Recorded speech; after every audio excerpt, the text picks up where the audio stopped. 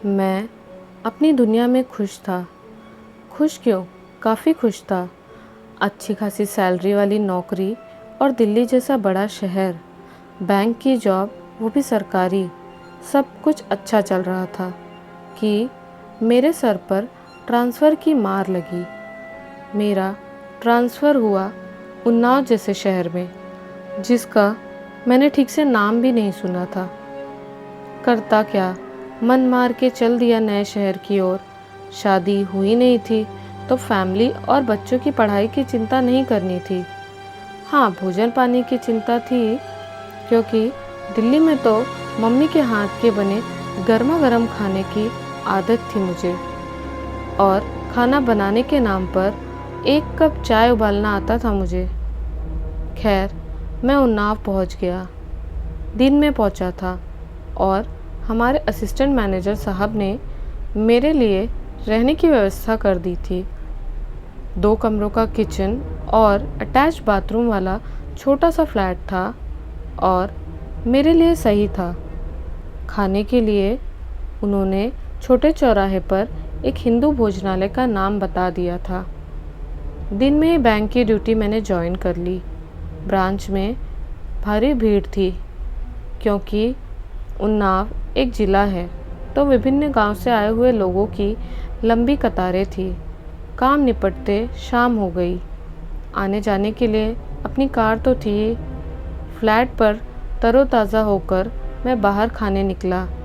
दिन में जो जगह गुलजार लग रही थी, वहाँ रात का सन्नाटा पसरने लगा था। किसी तरह मैंने खाना खाया। पूछताछ से पता चला कि फिल्में वगैरह देखने के लिए मुझे कानपुर जाना होगा, क्योंकि यहाँ 2 हॉल थे और दोनों ही बंद पड़े थे। खैर, वो बात का मसला था। दूसरे दिन भी अपनी दिनचर्या में बीत गया। आज भीड़ बहुत ज़्यादा थी। शाम को मैं काफ़ी थक गया था, इसीलिए घर पर आराम करके मैं देरी से भोजन के लिए निकला। भोजनालय में काफ़ी भीड़ थी और ये भोजन के साथ सूरा का सेवन करने वालों की थी। अपने साथ बोतलें रखे हुए वे तेज स्वरों में खाने का ऑर्डर दे रहे थे। मुझे अजीब सा लगा, लेकिन खाना तो खाना ही था। आज मैं अपने साथ कार नहीं लाया था, अतः पैदल घर की ओर निकल गया। रास्ते में मुझे दिशा भ्रम हो गया और मैं सामने की एक गली में चला गया। वो गली आगे जाकर एक पतली गली में मुड़ गई। मुझे समझ नहीं आ रहा था कहाँ जा रहा हूँ। जहाँ कदम ले जा रहे थे चल रहा था। सामने एक टूटे फूटे मकान में एक बच्चे के रोने की आवाज़ आ रही थी। उसकी माँ उसे शायद समझा रही थी। तभी वो ज़ोर से रोया, मुझे भूख लगी है, 2 दिन से आप मुझे कुछ भी खाने को नहीं दे रही हो। औरत चुप हो गई। मैंने आगे जाकर झांका। बिल्कुल टूटे फूटे हुए दरवाज़ों से भयानक गरीबी झांक रही थी। कोने में एक डिबरी जल रही थी। उसकी रोशनी में फटे चिथड़ों में एक बच्चा और उसकी जीर्णकाय माँ बैठी थी। मुझे अपने ऊपर गुस्सा आया। भरे हुए पेट के साथ मैं छोटे शहर में आने की वजह से परेशान हूँ, और जिन्हें 2 दिन से रोटी नहीं मिली, उनका क्या? मुझसे और नहीं देखा गया। मैंने जेब से 500 के 2 नोट निकाले और वहीं से एक छोटा सा पत्थर लेकर उन्हें लपेट दिया। फिर उसको दीवार की फटी झिर्री से अंदर फेंक दिया। ज़ोर की आवाज़ से वो पत्थर नोट के साथ खाली कटोरे में गिरा। मैं तुरंत आगे चल दिया, ताकि उस परिवार को ये न लगे कि मैं उनकी गरीबी का मजाक उड़ा रहा हूँ। रास्ता मुझे अभी भी नहीं दिख रहा था, नहीं याद आ रहा था। तभी मुझे सामने से एक व्यक्ति लालटेन लिए जाता हुआ दिखाई दिया। मैं उसके पीछे चल दिया।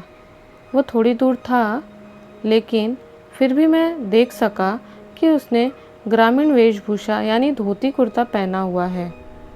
उसके पीछे चलते हुए मैं बड़े रोड के किनारे आ गया था। मेरी जान में जान आई। मैंने बड़े रास्ते पर आकर उसे देखना चाहा, लेकिन वो मुझे दिखाई नहीं दिया। मैं अपने घर पहुंचा। दूसरे दिन इतवार था और मैंने तय किया कि कानपुर जाऊंगा फिल्म देखने के लिए। मुझे रास्ता पूछने की ज़रूरत नहीं थी, क्योंकि ड्राइव करके मैं कानपुर से आया था। मैंने तय किया शाम का शो देखूंगा और डिनर किसी रेस्टोरेंट में करके लौटूंगा। मैं आराम से कानपुर पहुंच गया। हीर पैलेस में फ़िल्म देखी और क्वालिटी रेस्टोरेंट में डिनर किया।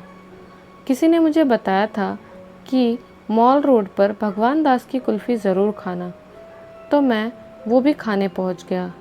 आखिर 11:30 बज गए।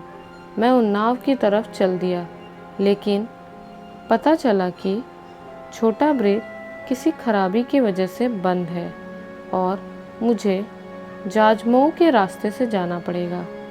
मुझे ये रास्ता पता नहीं था, लेकिन आखिर पूछते ताछते मैं उस रास्ते पर पहुंच गया।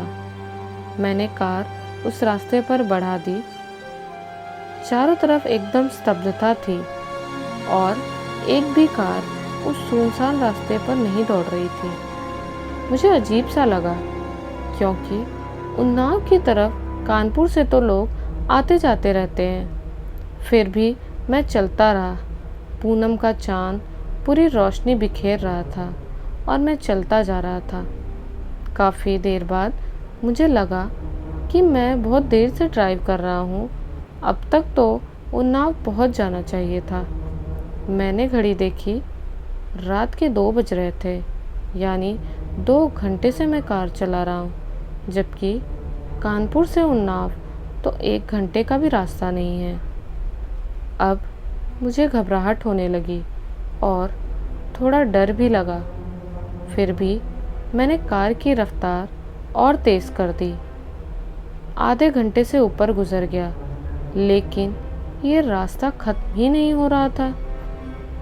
तभी मुझे कुछ दूर पर एक व्यक्ति कार रोकने का इशारा करते दिखाई दिया। मैं इतना घबराया हुआ था कि उसके लिए कार रोकने वाला नहीं था, लेकिन पास आने पर मैंने देखा ये वही व्यक्ति था जो उस दिन गली में लालटेन लिए चल रहा था। मैंने कार रोक दी। वो सामने की सीट पर आकर बैठ गया। बोले, भैया मैं उन्नाव जाऊंगा, मुझे छोड़ दोगे? मैंने हाँ में सिर हिलाया। वो आराम से बैठ गया। बोले, भैया आराम से चलाओ, तुम्हें एक कहानी सुनाता हूँ। मैं अकबकाया सा कार चला रहा था, मेरा दिमाग ही काम नहीं कर रहा था। वो बोला, आज पूनम की रात है और पूनम की रात को जो लोग जानते हैं वे कभी इस रास्ते पर नहीं चलते। तुम्हें मालूम है ये खूनी रास्ता है, हर पूनम की चांद को बलि लेता है इंसान की। इसीलिए तो कोई पूनम की रात को नहीं चलता है इस रास्ते पर, और कोई अनजान ट्रक ड्राइवर या कार ड्राइवर आ भी जाता है तो बस ब्रिज से सीधो खाई में गिर के बलि हो जाता है। मैं पसीने से नहा चुका था। मुझे लगा था अब शायद ये रास्ता कभी ख़त्म नहीं होगा और आज मेरी भी बलि चढ़ने वाली है। तभी उस इंसान ने मुझे कार रोकने को कहा। बस यहीं हमें उतरा दो, वो आगे उन्नाव का मोड़ है, सीधे जाकर बाएं मुड़ जाना। मेरी जान में जान आई। बहुत धन्यवाद। वैसे आपको ये कहानी पता थी तो आप इस रास्ते पर कैसे आ गए? तुम्हारी जान जो बचानी थी, हमारे परिवार की तुमने मदद करी थी ना वह दिन। हमारे ट्रक एक्सीडेंट में मरने के बाद भूखे मर रहे थे वे लोग। मैं स्टीयरिंग व्हील पर ही बेहोश हो गया। उसके बाद थोड़ी देर बाद मुझे होश आया और मैं अपनी कार ड्राइव करके उन नाव में अपने घर पर पहुंचा। तो दोस्तों, कैसी लगी आपको ये कहानी? आशा करती हूँ कि आपको ये कहानी पसंद आई होगी। पसंद आई हो तो इस वीडियो को लाइक और चैनल को सब्सक्राइब ज़रूर करें। हमें आपके सपोर्ट की और आपके प्यार की बहुत ज़रूरत है, तो कृपया कर इस चैनल को सब्सक्राइब कर लें और आपका सपोर्ट बनाए रखें। मिलते हैं आपसे एक नए वीडियो में एक नई कहानी के साथ। तब तक के लिए बाय एंड टेक केयर।